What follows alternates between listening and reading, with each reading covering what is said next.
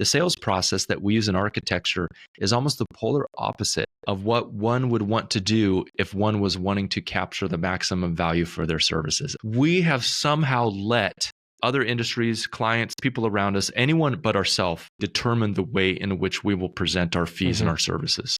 If all we've got in our winning work toolkit is to lower your price, that is a shit life. Hello and welcome to Business of Architecture. I am your host, Rion Willard, and I am here with the founder and CEO of Business of Architecture, the fabulous Enoch Sears. Welcome, Enoch. Hello, everybody. Hello, Ryan. We're going to sit down today and we're going to discuss something that was recently in the architectural press in the UK, and a topic that always very near and dear to our hearts here at Business of Architecture, which is the salaries of architects. So in this episode, salaries of architects. We're going to be looking at the salaries of architects in the UK. We're going to be asking questions of why they're so low. We're going to have a little talk here and use our experience of working both with UK-based architects, Australian architects, and of course architects in America, to kind of paint as best as we can a bit of a global perspective on the issues facing architects around the world and see if there's any difference. But let's jump into it. All right, let's do it. This episode is sponsored by Smart Practice, Business of Architecture's flagship program to help you structure your firm for freedom, fulfillment, and financial profit. If you want access for our free training on how to do this, please visit smartpracticemethod.com. Or if you want to speak directly to one of our advisors about how we might be able to help you, please follow the link in the information. We are looking for architect developer stories for the Business of Architecture podcast. So, are you an architect developer with valuable insights to share? We're always on the lookout for passionate voices in the industry to join us on the Business of Architecture podcast.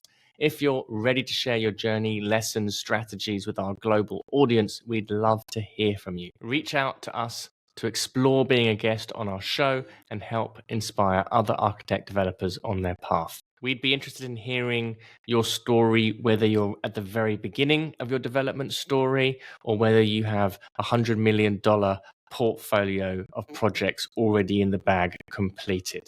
We'd like to hear from you if you're working with the developers or that you've developed a number of small houses or you're working at a larger scale. So a few weeks ago... Yeah, you came across you were browsing LinkedIn. I was.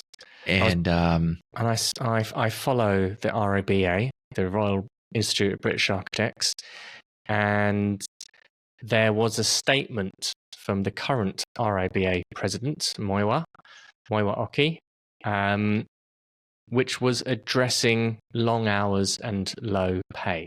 So, well, my hat is off to him for addressing that, for starters. Yes, he's been very progressive in kind of highlighting some of these things. We'll talk a little bit as well about some of the things that the RIBA does and doesn't say, and also, well, what is their role here? And I think I've got a lot of criticisms, not so much of the RIBA, but more of how us as professionals look towards our professional body to do everything for us. And here at Business of Architecture, we're interested in business and wearing the entrepreneurial hat.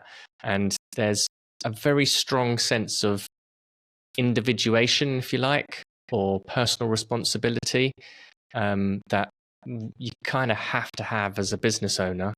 And if we don't have that, we're in a very, very vulnerable position.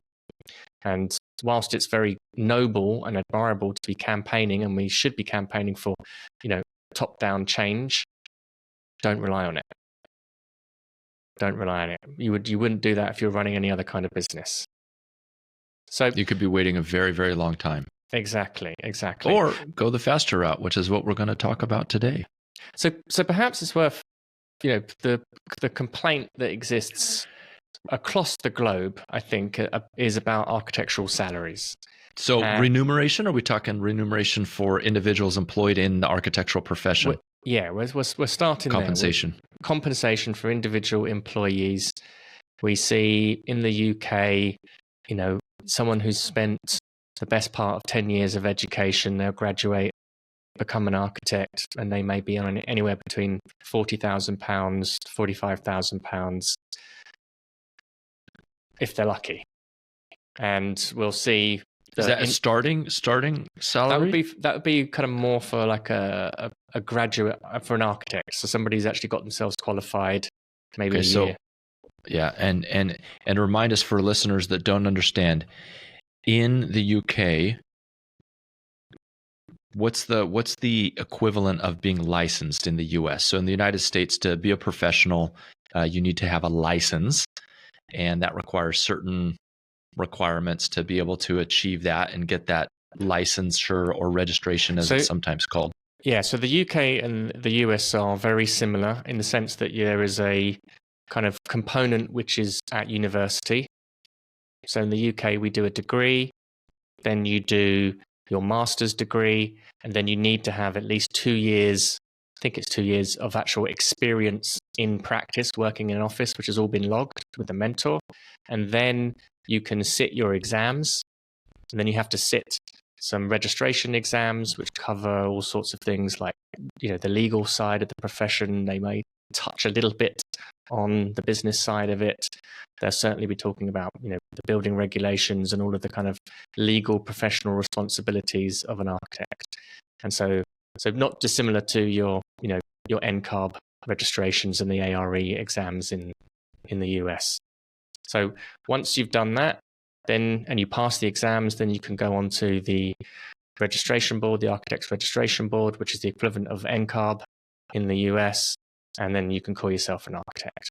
So the quickest that you can do it is 7 years, but usually we see people stretching it out. Maybe I took probably about 8 and a bit years. I took a couple more years in professional practice.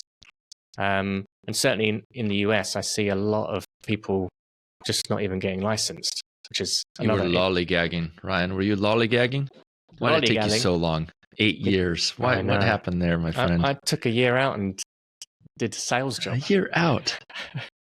Was this when you were down in Australia? It was, yeah. Okay. So rather than 1 year between... So normally in the UK, you do your degree, then you do a year out in practice. And so I took 2 years out in between the degree and the master's. Is that where you learned that amazing Australian accent? Too right, mate. That's exactly. I was there on Bondi Beach. I tried to get a job as as an architect, but they wouldn't have me. So I wonder why. I had to do a sales on hiatus. job, mate. And you're from the UK. You're a Brit. How do the Australians view Brits in general? Is there some cultural way that they view Brits? We're very similar. Culturally very, very similar. Imagine the UK with beautiful weather, massive spiders, and more free time. That's what you get in Australia. That's Australia for you. That's Australia, but it's very similar, and there's a very kind of nice kinship between the UK and Australia.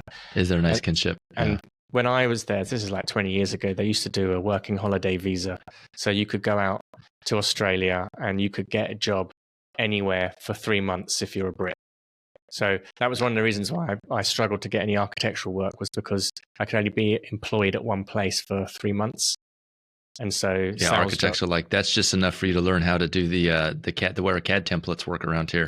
Exactly. But I had no experience of Australian building regulations, or I knew nothing about anything to do with architecture in Australia. That doesn't even matter anyways. I mean, come on. It's the outback down there.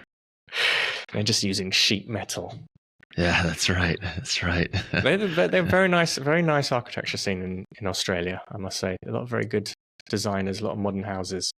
You're just saying that because you know they're listening right now, some of them. Exactly. We want to get some more Trying Aussies. to pat them, make them feel good. About the work. No, it is true that it's interesting when you look at just the different kind of work in Australia. It definitely tends to be more. I mean, compared to what we do here in the United States, I would say it's more avant-garde. It's more contemporary. It just seems a bit more. I guess that's the best way to put it. Yeah. Than they've got really people have great stomach for here. Yeah, they've got a lot of great modernism all over the place. Yeah, great designers down there. Yeah, the climate is very similar. Certainly on the east coast of Australia, the climate is very much like California. Sounds horrible. They've got great weather. There's loads of space. So a lot of creative people, good schools. Anyway, I didn't get a job in Australia, and that's why I took a couple of years out and learned sales. But that all goes back to say, it's an 7-year process to get to become an architect in the UK. It's not too dissimilar in the US, though I do see a lot of young architects in the US just not getting their licensure. And maybe that's a topic for another podcast, but I'd love to hear some of our audience's opinions on why that is, and why we see that happening so often. Yeah, it's an interesting question. So salaries, you mentioned, so for this £40,000, something like that. I'll have to 40,000 British sterling. Let me just see. Would be the salary for a recently qualified architect. When you say qualified, this would be someone who has been they've just got certified by the ARB. Correct. They're registered. Yeah. Yep. £40,000. So in the United States. So if I look at this, actually, so I'm just looking at the RIBA. We got correction here. So the architect salary report. Yes. It says here, this is in 2023. Oh dear. I shouldn't have brought this up, should I? It's even worse. I don't know. Let's the truth often hurts, Ryan, but it's worth it. It's disappointing. Why did I look at this? So this is architects with 5 or more years experience. And I'm going to assume that means that is someone who's registered as an architect and they've got 5 years post-registration. The average pay is £39,000 a year. Okay. So it's like $6,000 less than what I was saying. 45, yeah. Yeah. And the average earnings for early stage architects, so that's architects who have just registered with the ARB for less than 1 year, receiving an average salary of £34,000. Doesn't sound too bad. So let's just put this into perspective. £34,000. What kind of lifestyle does that get you in yachts. Different parts of England and the UK? You can be yachting. You can go out every... Private boats, the jet set lifestyle, basically, is what you're saying. Well, put it this way. Let's have a look what the livable wage is in London. And what would be some comparable salaries and other options? So the London living wage is currently set at £13.85. So if we did, let's call it £13.85 times roughly 2,000 hours. We're looking at, it's going to be about £26,000. Yeah, so £27,000 is the living wage. Okay, so basically the idea is that if you're under that, life is very, very difficult. Okay, and we said for starting architects in the UK, it might probably be just above that, I would think. Just above that. Yeah, just above that. And so what does that mean for like lifestyle? Does that mean you're dining out every single week? You're what does life look like? You have to share a flat with someone else to share living expenses. What does that actual life look like? So I can give you some examples of stories I've heard. I've got some friends who are working at practices, and it's not uncommon for me to hear of friends who have decided to move back home to live with their parents in order to be able to try and save up for a house. And it's admirable to do that, but it's also kind of demonstrating that certainly in a city like London, which is constantly rated as one of the most expensive places on the planet to be living, there's a quick disparity between your rent, and I would make an assertion that your rent is going to be more than 50% of your monthly income for sure. I know that we like to keep it more like 25% or 10% would be ideal, but when it's getting above 50%, that's really squeezing things out. So trying to save for a property or a house becomes very difficult. So people end up living at home. If you're single, it's more of a stretch. If there's 2 of you, then there's probably a little bit more breathing space. We hear quite a lot of architects who get married to somebody who's earning a lot more than they are, who works in finance or tech or something like that, and their job becomes, pay for the bills, and they live off the other one. So there's lots of different, obviously, individual situations, but it doesn't have all of the freedoms that you would like to have as a young professional. And certainly with things like rent, that's going to be pretty difficult. Not to mention how much money you would have spent getting your education in the first place. And I think that's one of the sort of issues here. If we look at people, Ryan, is it common in the UK? Do people pay? Do they take out loans to finance their education, or do people usually pay it for in advance or during? So when I was at university, we only had to pay the fees for university had just come in. Okay, so historically, there were no fees for the education for tertiary education for UK residents or citizens, and then they started to put a fee in place for tuition fees, which started off quite small. So I would have only paid $1,000 a year for education, and nowadays it's more in line with what you might expect to see in the US, like with non-public schools. Okay, so now it's more like 10, 15, 20,000 pounds a year to go to a school, and probably the more elite schools, the fees are higher. And do people usually is it common to finance that through loans? Yes. Okay, so they're coming out of school, they have loans, they're in an expensive city like London, where most of the jobs are going to be at, by the way. Exactly. And they're probably earning 28,000, maybe 30,000, pushing it, but probably around that 26 to 28,000 pounds per year. Correct. Which precludes them from, well, their rent is going to be a large part of that. Yeah. I can't imagine you could find many places to live in London for under £1,000 per month. No, now we're starting to talk about maybe you could get a room for 750 quid, but you'd be sharing it with other people. Okay, so you're looking at it basically either a single or shared room in an apartment, and that will allow you to then have basically another £1,000 of discretionary income, which means utilities, clothing, food, saving for the future, excursions, nights out. With that disappears very, very quickly.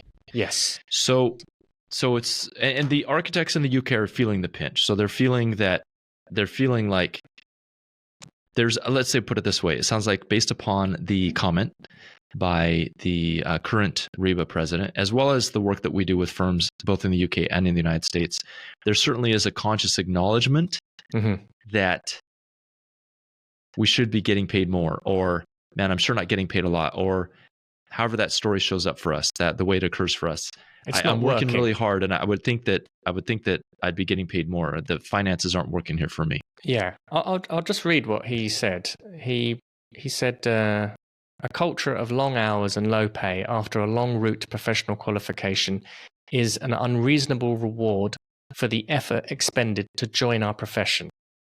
It undermines our profession and excludes people, including those with caring responsibilities or disabilities. Attracting and retaining diverse talent is a prerequisite for delivering architecture that responds to the needs of everyone in society. Okay, so he voiced probably a concern that a lot of people share, and then there was a number of, and obviously it prompted a lot of comments below this particular post on LinkedIn, and I know that you commented some sage advice, as always, just some beautifully well put, eloquent commentary.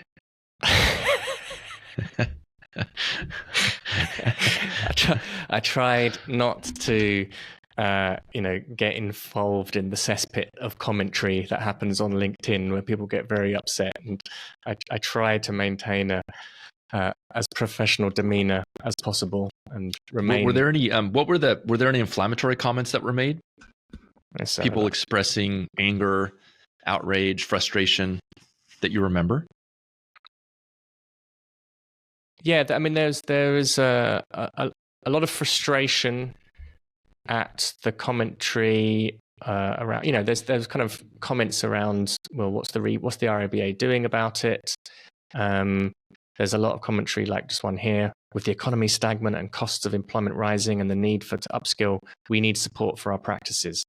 So there was a lot of kind of, we need support from the RIBA to help us, because, part of how this was being interpreted was it landed a little bit, kind of judging from the comments, with a lot of business owners of like, well, you guys are not paying your people enough.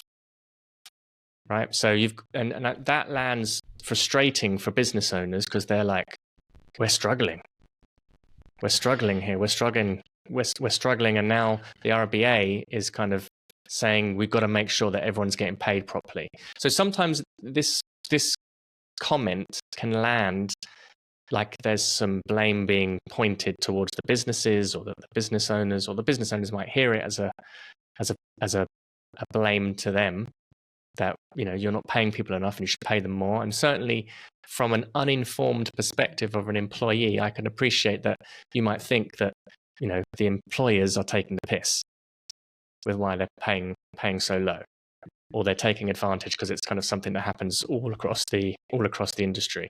So people are getting upset. It brings up a whole load of other comments about the increased liability that architects are under, the new regulations that architects have to do, the boxes that need to be ticked, and the additional work that is needed from an architect. And this is not our fault. Okay. This is interesting, Ryan. Maybe we'll get into a little bit of politics here, but I was reading an article recently that talked about populist movements across the globe. Yeah. Right. And particularly with the Trump administration incoming in the United States, very much has tapped into a lot of populist sentiment. Mm-hmm. And so I use the word populism, but let's define that, because it deals with, I think, what this the president of the RBA. So for those of you who don't know what populism, I'm not even sure what I know what populism, I'm going to look it up here on Google. So it's basically, okay, it's a political term used to talk about stances that are in opposition to a perceived elite group. So mm-hmm. Populism generally talks about the difference between the masses and the elite, and it's frequently associated with anti-establishment and anti-political sentiment.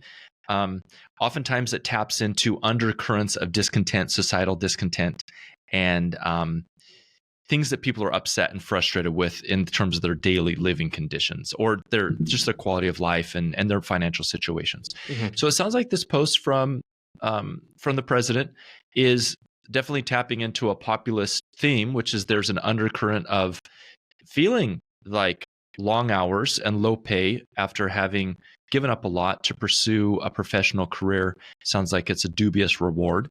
Mm-hmm. So that sounds like kind of a populist message. And it's easy for political pundits to look at the populist message and say, oh, that's just the discontented masses. But I think what it does is if we don't look at this seriously, populism is based upon very real, and this is where I'm going with this comment, mm-hmm. Populism is based upon and tapping into those currents. Yeah, they're based upon real people's ideas, real mm-hmm. people's thoughts, like real human beings that are experiencing these things. That's why these leaders get elected. That's why these movements start. That's why societal change either happens or doesn't change, mm-hmm. Because there's some unrest. So it's not the first time that we've talked about the remuneration of architects, mm-hmm. But now we have to trace back. We have to say, okay, where does this begin? Where does it stop? When you read that comment by the president, I was thinking that, firm owners themselves are probably feeling like they're in that same boat as well. Yeah. Yeah, right? Yeah, absolutely. Not just employees, but people who own firms. And oftentimes, in my experience, especially in the UK, it's not uncommon for us to hear of practice owners who are actually earning less, taking home less than their employees. We've seen it many a time. Yeah.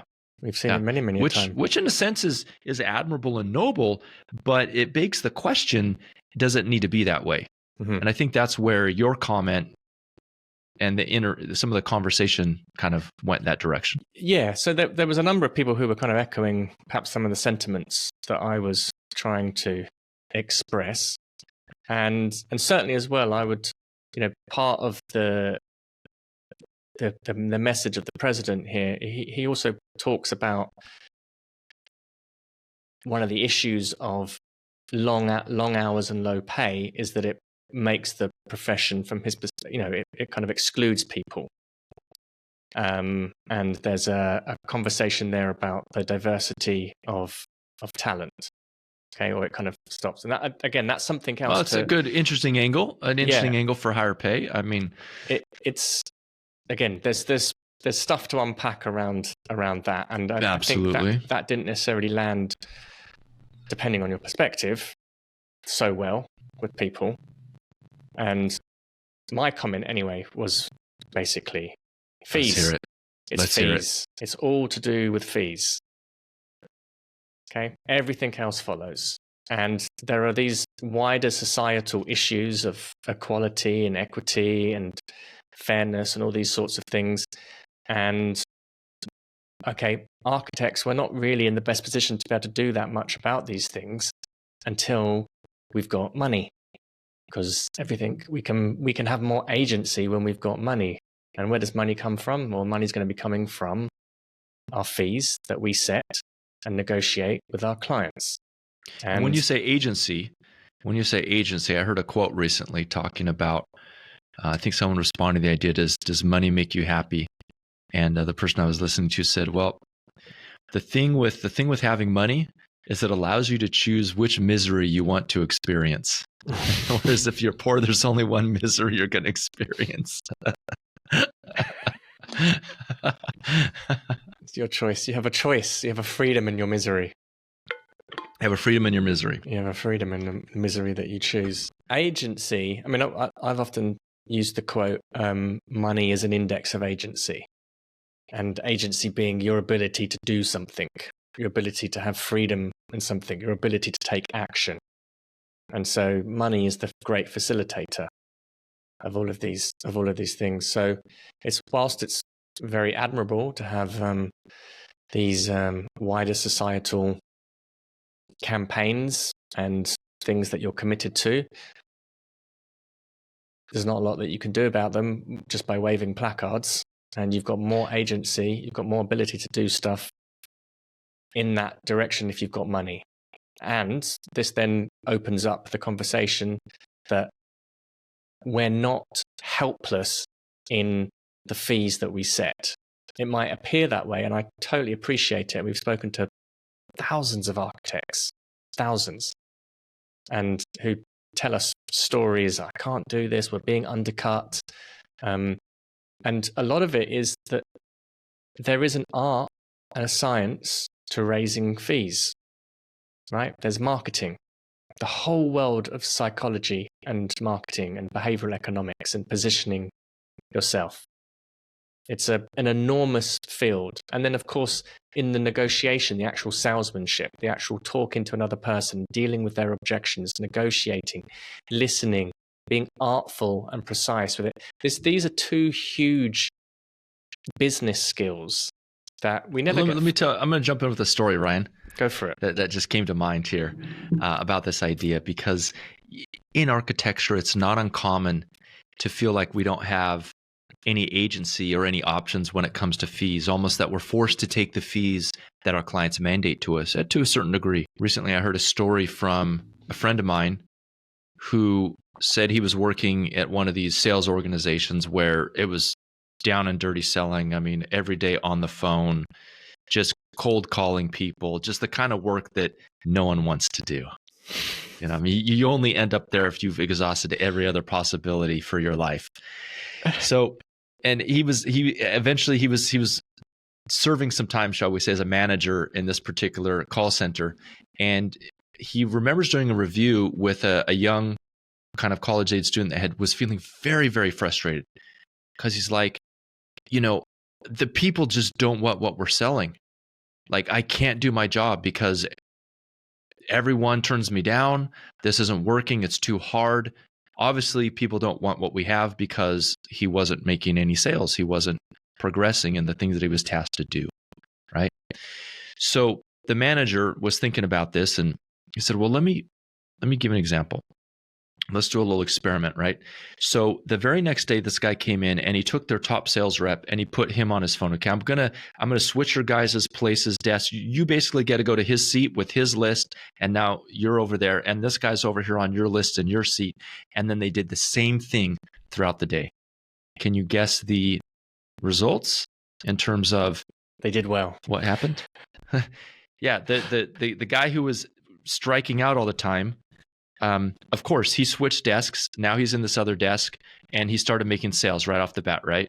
Different list. Just kidding. No, that's the cynical. No. Of course, he's the same guy. So again, he's experiencing the same defeat.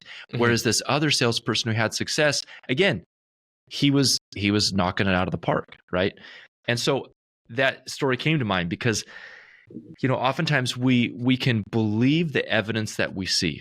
So when we're presenting fees, like there's a lot of evidence that this particular sales rep had that people didn't actually want what he had, that success was impossible, that he was being tasked with something to which there was no solution for. And he had to see someone else actually doing it and making it work to have his mind opened up to the idea that actually he had more agency, as you mentioned, in the situation than he actually thought he did. And this is a catalyst for him. It was really a turning point because then he was able to turn the light on himself and say, okay, well, wait a second. What is this other guy doing that I need to know about? And that's what started to change things for him. Brilliant. Love that. And it's interesting because this idea of consensus, we've got to be very careful within the profession. And, let's face it, we're a bit of an insular, inward-facing profession. Like we talk a lot to ourselves. And we complain a lot to ourselves, and we complain a lot and justify that it's impossible to get good architectural fees. And we've made that. It reminds me of about 10 years ago, this girl wrote this blog post about going to a party with a bunch of architects. Do you remember that? It's very cynical, very comical. Do you remember that one, Ryan? You don't remember it, do you? Remind me. I wish I could. Maybe we'll have to follow up in a different episode, but it was so poignant and so hilarious. She was commenting on the fact about how all the similarities between us architects, how a lot of times we are insular. From the outside, it can be very comical, the way that we start to see the world from this insulated kind of viewpoint looking out. Yeah. And so we've got to be just careful about that because we end up making reality out of something which is just an opinion. Okay, and we can find consensus and a lot of agreement about it's impossible to get good fees. Okay, now I don't want to underestimate that it is difficult to get decent fees in architecture, but it's not impossible, and it's not as difficult as is often made out, and it's not within our control. It might mean making some major changes and some letting go of some viewpoints and paradigms, but there is certainly with what we talk about here, business of architecture, the art and science of, say, marketing and sales, this kind of massive engine that needs to be invested in, studied, learnt, that goes at the front of every single business. Okay, a failure to approach that with some commitment. It's well, and let me jump in here, Ryan. So, years ago, and this was the start of, this is why I began business of architecture, was because I was like, there has to be a different way. Like, there's this, one of my favorite movies is Gattaca. Have you seen it? No. It's a movie. It's almost, I go so far to say it's almost an architectural film. It's actually directed by Danny DeVito.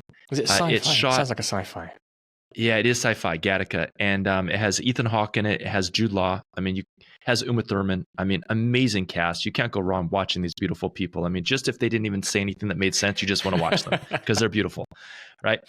But the whole point of the movie, I'm not going to go into that. By the way, this movie, for those of you who may have interest, was actually identified as the most likely science fiction movie of all time. In other words, the one that most likely predicts some future event in any case. And it talks about kind of genetic manipulation in a future whereby people with money can selectively modify the genes of their children to prevent things that us normal humans have to deal with. But the point was, architecture, it's beautiful. All the scenes are just this crisp cinematography. It's a beautiful film to watch. Some of it was filmed at Cal Poly Pomona, just some incredible architectural sites.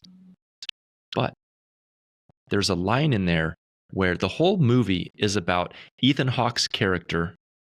He is born as kind of he's a natural born person. In other words, he was not born through this genetically modified way in which these new race of superhumans are being born. So he's kind of your average Joe. He's the underdog in the story. And he dreams of going to outer space to be an astronaut. But of course, you can't go to outer space and be an astronaut if you're not the perfect human being. And so he has to conceal his identity. And there's this line where he's talking about, he says, a lot of people believe that they have to deal the hands that they're dealt. And he said, something along the lines of, I'm not willing to play the hands that I was dealt. Okay. So that was my attitude when I began this journey of business of architecture, is like, okay, I can see that, yes, clients a lot of times mandate fees.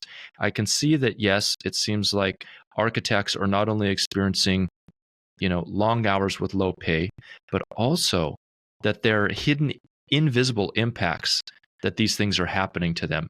Health issues, architects coming down with things like AFib, high blood pressure, other sorts of health problems, relationships that are impacted and affected because of the lifestyle, living in financial poverty in retirement because of the stress and the lack of financial abundance in architectural practice. So, all that to say, Ryan, is that there was this hunger and this desire that, like, I'm not going to accept the status quo. There has to be a different way to do things. And as I began to really go outside of architecture, as you have as well, and learned about business from other sources, attending other seminars, going to workshops, hiring coaches, I began to realize, and I saw very quickly, that the sales process that we use in architecture is almost the polar opposite of what one would want to do if one was wanting to capture the maximum value for their services. And I was like, wow, we have somehow let other industries, clients, people around us, anyone but ourselves, basically determine the way in which we will present our fees and our services. And the impacts of this were devastating, because as we can see, that's why we're having this conversation, is it not? In your comment on LinkedIn, you said fees, fees, fees, fees, fees. That was the very first thing you said, which makes sense, because fees are the things that come into a practice that allow it to pay the expenses and employees and everything on down the line. Now, if we're using an old model, an antiquated way to present our fees and present our services, what chance do we have of capturing higher compensation for the value that architects provide? So is the issue that architects just aren't valuable? Is that the issue here? Is it the issue that the services that architects provide simply aren't valuable and can be replaced by a commoditized solution? Is that why compensation is depressed? Absolutely not. But it's how we like to think it's just because of the public, how they perceive it. So it's interesting. There is a part of the commentary here was, making this call to arms, if you like, that there is this art, marketing and salesmanship around raising fees, and actually we have some dominion over that. Like, we can break out of the way that we've always done. We've always put together fees. And if we're just copying what everyone else is doing, clearly it's not working. So why do we keep copying what everyone else is doing? And we're getting frustrated from it. I know, from our own personal experiences, we both have a similar sort of story of being very upset. I personally, when I first set up my own practice, was just sort of flabbergasted at the kind of just, looking at other architects and what they were doing, and then coming out of the career, and there was literally, there's got to be a better way. Got to be a better way. And I was like, why have you settled for this? It's like, what is going on here? It was like, I can't settle for this. There's no way. You can't do that. And again, both of us paid a price to kind of take a different perspective on it. Both in terms of lifestyle for a period of time and financially. And I remember kind of at one point I was looking at, should I become an RIBA member? And I've got 500 quid here for a year, and I didn't really know what I would get for my money. And then there was a marketing course. Might have been one of your courses, Enoch, actually, in the early days. Probably was. That's a great story. I was like, I'm gonna spend the money on something which is not done by architects. Let's see how. Yeah, marketing courses are definitely go to a marketing conference and see how many architects are in the room. Let's see if there's something out. And then that was the beginning of like, whoa, there is a whole world of marketing and sales, and it's not only is it fascinating, it's innovative, and there are loads of other businesses that are doing interesting, creative things, even developers. These people that we'd classified as non-creative Luddites were some of the most creative deal makers you could imagine. And the way that they're playing and, bringing about money, and the whole perspective on money, just the whole thing just kind of started to blow open my unlock mind. Something. Yeah. Unlock something new.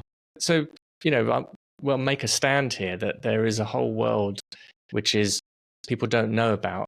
Marketing isn't just putting an Instagram post up or doing a newsletter.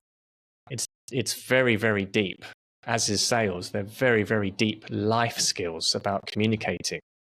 And to underestimate them, undervalue them, or not engage in them as a business owner, then all we've got left, and this was the nature of my argument, was if all we've got in our winning work toolkit is to lower your price, that is a shit life. It's terrible. It's terrible. And if that's all you've got, the only way is down. There's no other, yeah. The only way is no down. other. You don't have any other options.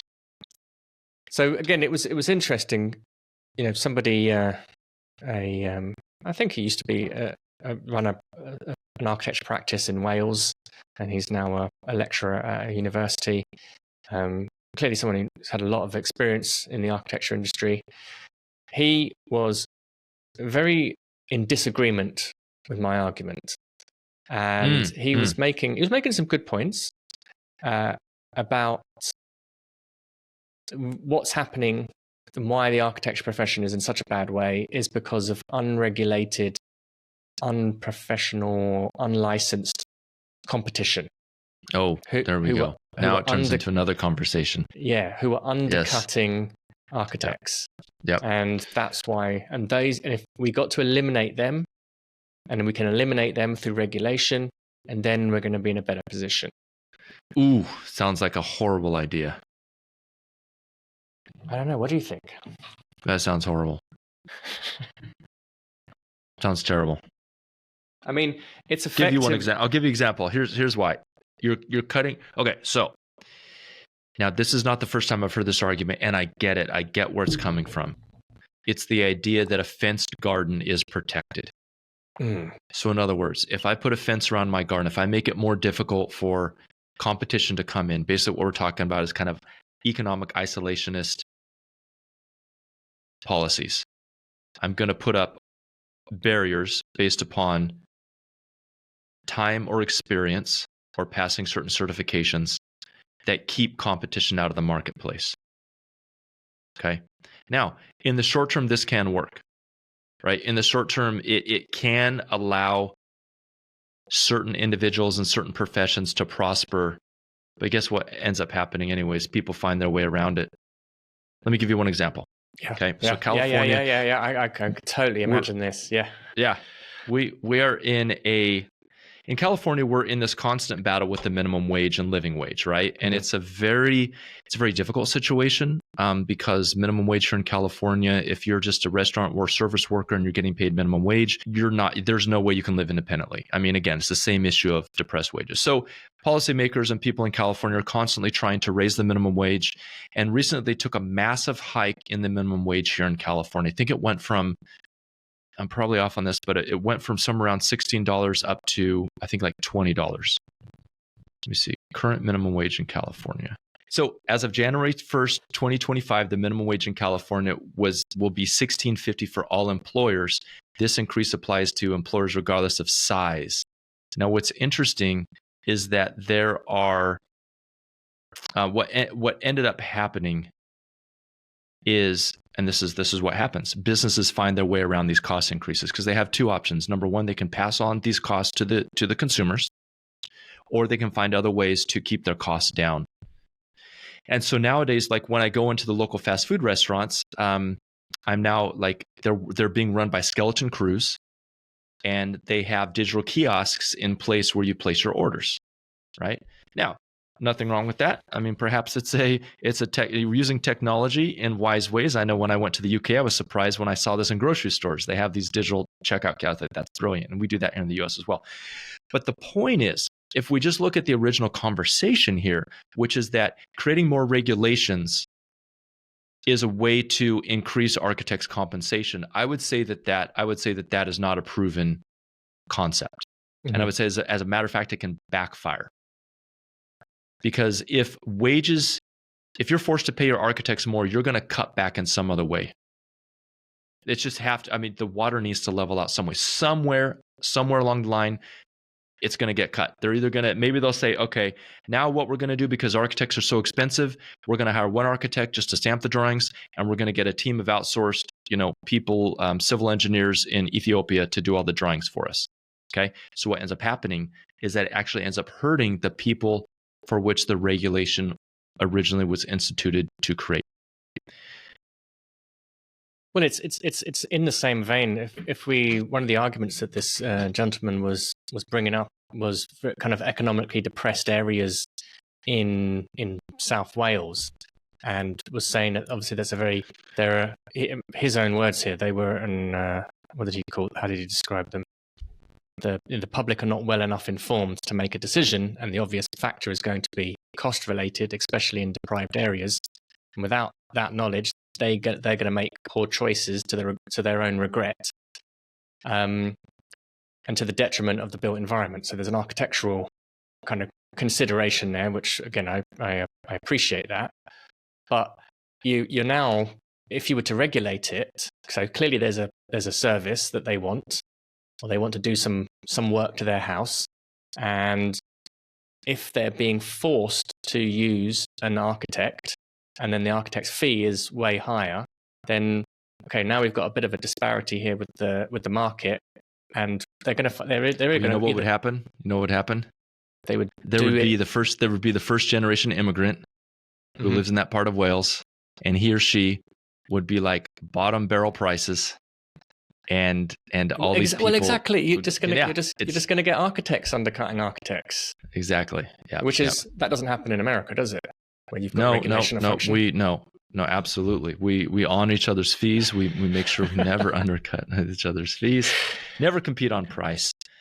You know what happens, and it's unfortunate because I don't see lawyers ever doing that. Like I never see attorneys competing on price, like shopping around your legal fees to like, oh, can you beat this guy over here? He said he'll do it for this. And maybe that happens.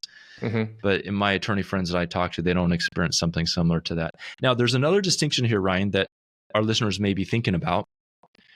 And I think it's important to make that there are within the realm of architecture. So in the realm of architects, there are some parts of architecture that are very, very well protected. Like there are definite fences around them. And a lot of times they deal with the safety and the life safety, health and wellness of the public, which is why those barriers are erected. So for instance, in California, an architect is needed. Some architectural stamp, although it could be a professional stamp in some cases, like a structural engineer stamp, is needed for anything over a fourplex residential project. So basically in California, a single family residence up to a certain size and a duplex, these could be a triplex, and I believe even a quadplex. These could be done by someone who doesn't have an architectural license or a structural engineering license, if it's conventional construction. Okay. But on the other hand, like hospital work, school work, like these ones are all they are highly regulated, and the fees in those particular industries and particular niches within architecture are substantially higher. Architects who are doing healthcare architecture, they make good money here in the US. Architects who are doing educational work, oftentimes they make good money. They make decent money. Some are do better than others, right? But I think that that's not so much due to the regulations as it is the lack of architects in those industries and the higher standards to which those architects need to perform. And the specialization. And it's interesting here in the UK is in those kind of specialized niches, you don't have so much of the same issues.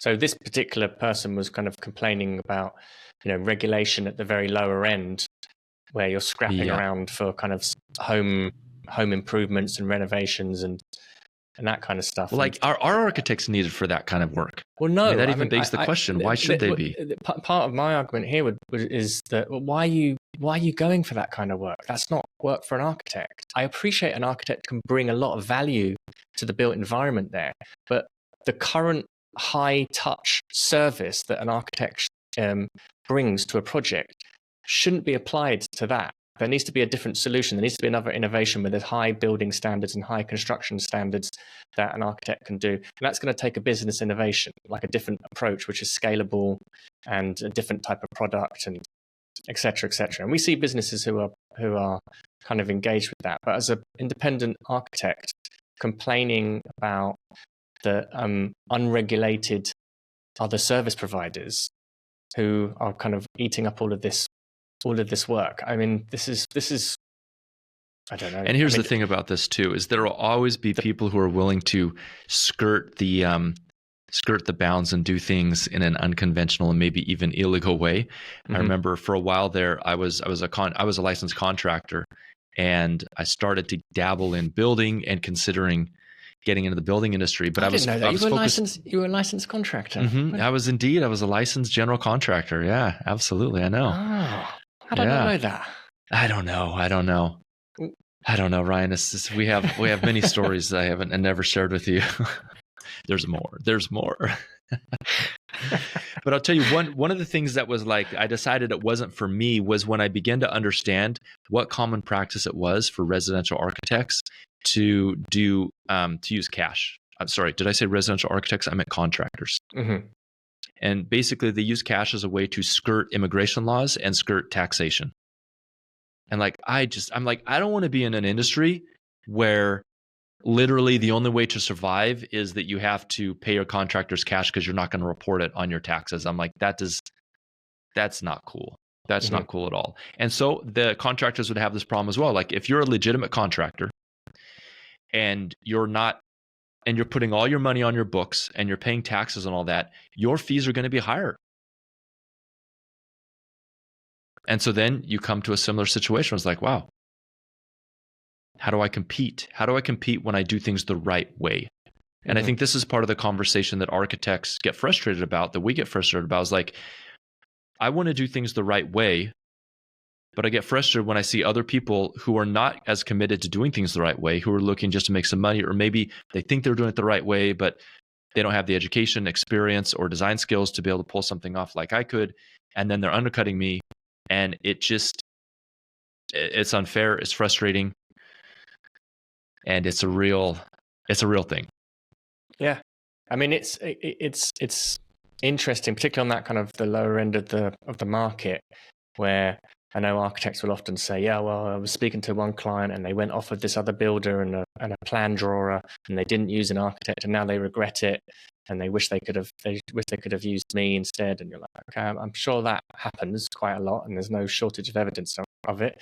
But there's also loads of people who just don't care, and they're quite happy with the route that they took, and they got their little extension, and it's not architecturally beautiful, and maybe it just about meets all the building regulations that it had to be a legal structure, and they are happy with it, and they use it, and it serves their purpose. Yeah, it's frustrating. It's reality of life. It's, there's Anyway, all of this to say is that the wishing or wanting for, certainly in the UK, for kind of further regulation, it's admirable to be campaigning for that, and it's interesting, and I'm sure in certain circumstances I'm not against it, but as a practice, who is struggling with low fees or is caught up in this cycle of only being able to compete with or being undercut, then that wishing that regulation was in place is a really bad strategy to raise your fees. It's terrible. It's terrible. And if you want to remain committed to that complaint, okay, there's going to be a consequence to it. On the other side of it, there is agency in learning about marketing, positioning, communications, leadership, identifying the profitable markets in your business. This whole strategic conversation of where you can be making money, putting profit and money as a focus in your business because you're a responsible business owner. I got into architecture because I didn't want to have to do those things. That's why I got into architecture. And get a job. That's why I got into architecture. Get a job then. That's right. So once you're running a business, you're taking on all hats. You're really taking on all responsibilities, right? Yeah. And one of the things about a business is that a business really requires so many different skill sets, so many different abilities.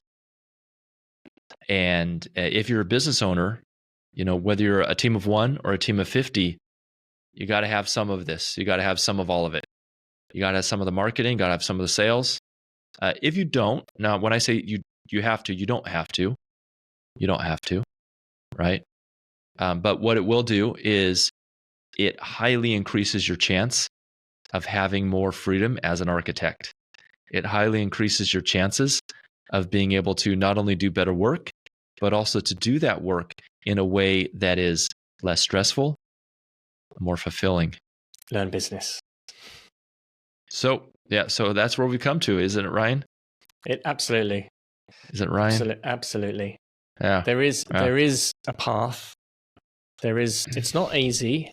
I'm not going to say any of this is easy, and running a business is never without challenges. But with business education and the RIBA are not going to. The RIBA, the AIA, this is really not their. They've got a different role to play. And if we're wearing the hat of a business owner, then we've got to learn about all the mechanisms of our businesses and get focused on profit, because profit is the thing that's going to feed great design. What was it? We were having a conversation about Louis Kahn and how he produced like a handful of masterpieces, and then died penniless, broke in a toilet at Penn Station. A very sad end to certainly one of my favorite architects. And I wonder how many more masterpieces we would have on Earth if Louis Kahn had had some business education. Okay, I'm sure many would argue with me. Oh, well, then there wouldn't be any masterpieces. Well, no, we would have the Salk Institute stamped in 20 different locations. No, well, it's interesting to think about that. It's an interesting thought experiment. Like, I know, look at what Frank Lloyd Wright on the other hand was very prolific, very prolific, and he wasn't good at managing money, but according to reports, he was good at making it. Yeah. In other words, people paid him well for the work that he did, but he burned through money like crazy. He didn't really value it. He didn't manage it well. Yeah, and I've heard stories of him preferring to be on the breadline or the cusp of being broke because it made him more creative. Spurs the creativity. Yeah. It's sort of like the stories about how he'd walk in before a client presentation the night before, and he'd be like, "Okay, I guess I better do these presentation drawings for tomorrow," and he got to be very, very good. So there's something to say for that as well. It highlights really the one of the challenges of having when we use the word success here in architecture, we use it very loosely because everyone's definition of success is different. And for you, a success may be simply having enough to provide for your very, very modest needs and doing work that you love. And that is I think that's a fantastic measure of success, right? Some of you want more. Some of you want to have more agency in your life. Some of you want to do things like develop. Some of you want to do things like being able to influence and impact the world in ways that go beyond just a nice quality of life. And one of the things about the architect, our kind of persona, people who are drawn to architecture, oftentimes they're artists. And the artist's mind is typically not a mind that grasps very readily or very easily, or even with much excitement, money, because money typically is going to be more analytical. It's very black and white. It's bottom line. And so in a sense, there is some validity to the idea that design architects and commercially focused architects are not compatible, right? And I just say that based upon pure psychology of how the creative process works. Because an architect who is developing amazing, incredible, innovative designs is going to be innovating, is going to be doing things that someone has never seen before. This kind of architect is probably, I was reading recently that a lot of the great inventions came out of the use of psychedelics. It's like, so I imagine these architects they're probably high on weed. Who knows what they're doing to stimulate? But the reason why psychedelics actually matter, the reason why I bring it up, is because they've been shown to connect different parts of the brain in creative ways that might not normally happen, right? So some people have that gift naturally, where their brain automatically kind of sees in these different ways. For instance, my daughter, she's dyslexic, but she is so brilliant in some particular areas where her mind just makes these connections that I would never even consider. So I've got to recognize that someone like Louis Kahn, who's the consummate artist, and he focused exclusively on the craft, asking him to learn business is like asking a fish to climb a tree. But if we at least we have that awareness, can we surround ourselves with people that have those abilities? And that's where I would say that yes, you can. Mm-hmm. And we can look at Bjarke Ingels. I think he's done an excellent job of doing that. He's a very driven man, obviously, but he obviously comes from a very high design background. And he values that. But instead of deciding to run the business himself, he brought in from outside the industry I don't know if she's the CEO. I think she's the CEO. Sheila is, if she's still the CEO of Bjarke Ingels Group. But he invested in people that have these talents and skills to build out a team. And because of that, whether or not you like the work of Bjarke Ingels Group and what they've done, they have made a massive impact in the way the built environment works, in cityscapes, in architectural thinking, right?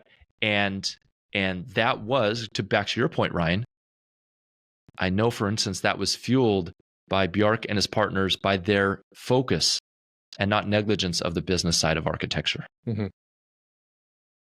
No, absolutely.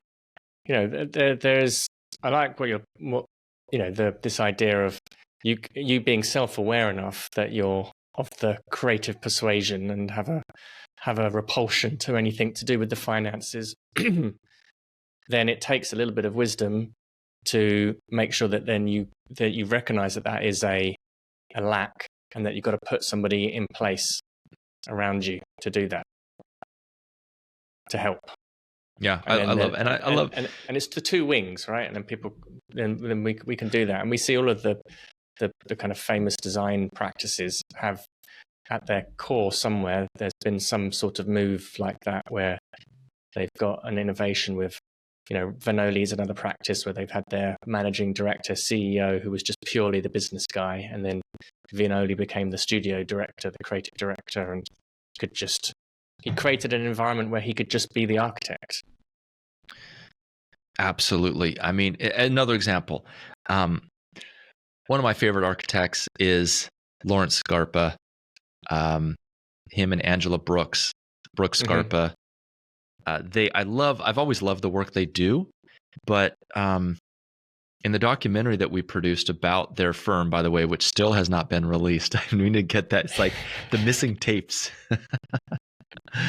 Oh man! But in the interview, when I was talking to Larry and Angela about their process and their methodology, she's like, "Yeah, Larry's the design guy. He'll design. He'll just design away. He'll keep on designing. Like he'll keep on searching for the excellence. Like he'll keep on pushing and pushing and pushing until that thing is like where he feels he's comfortable with it being." But Angela was like, "I keep spreadsheets of everything. So I keep very detailed notes and I calculate how much did our last project take, how profitable was it." So, that rigor, I think that they had a great example of, they're not like, when you talk to them, they're like, "No, we're definitely not in it for the money. right? They're not in it to just purely to get wealthy. They're in it to do great work, but they realize that the financial maturity and responsibility goes hand in hand and empowers the work that they're able to do. Yeah, they start so to see it's let's just pretend like it's let's say it's it's not an either or, it's a yes and. Mm-hmm. It's a yes and. Which one's more important, business or design? Yes, both. Yeah. No, and I like to think, that the business, a well-functioning business, this is the environment where great design can happen and can be looked after. Also, Kundig, when we've had Tom Kundig on the show, is another good example of, when he often tells a story of when he joined Jim Olsen, that the practice was in a financially really bad way, and they had a lot of soul searching to do, and whether the business was going to go bankrupt, etc. And for the next 7 years, those early years of the business when he first came on, they just focused on two things. One was refining their kind of design manifesto, if you like, their design philosophy, through however ways they could, even if they didn't have the projects, thinking about it, talking about it, drawing.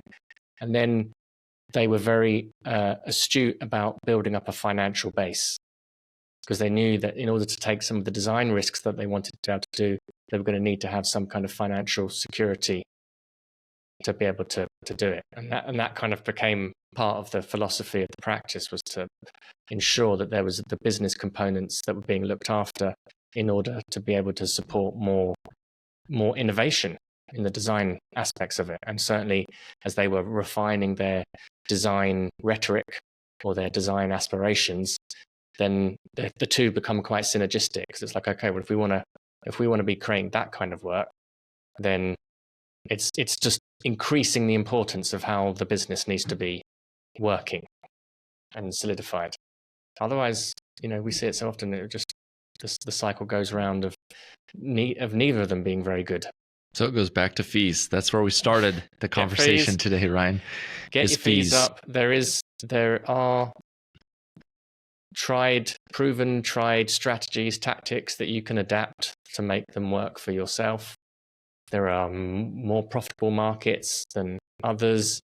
There's way more options than we're often led to believe about fees in the architecture profession. And there's no shortage of business advice out there these days, from ChatGPT to obviously people like ourselves and all of our colleagues in the industry that support architects and support services. There's so much, so rich nowadays, that really we don't have an excuse. And that's a wrap. Hey, Enoch Sears here, and I have a request. Since you are a listener here of the Business of Architecture podcast, Ryan and I, we love putting this podcast together. We love sharing information as much as we can glean from all the other industries that we're a part of to bring it back to empower you as an architect and a designer. And one thing that helps us in our mission is the growth of this podcast, simply because it helps other architects stand for more of their value, spreads the business information that we're sharing to empower architects together, so architects, designers, engineers can really step into their greatness, whatever that looks like for each individual. And so here my simple ask is for you to join us and be part of our community by doing the following: heading over to iTunes and leaving a review of the podcast. And as an expression of our sincere thanks, we would like to give you a free CEU course that can get you one professional development unit, but more importantly, we'll give you a very solid and firm foundation on your journey to becoming a profitable and thriving architect. So here's the process for that. After you leave us a review, send an email to support@businessofarchitecture.com.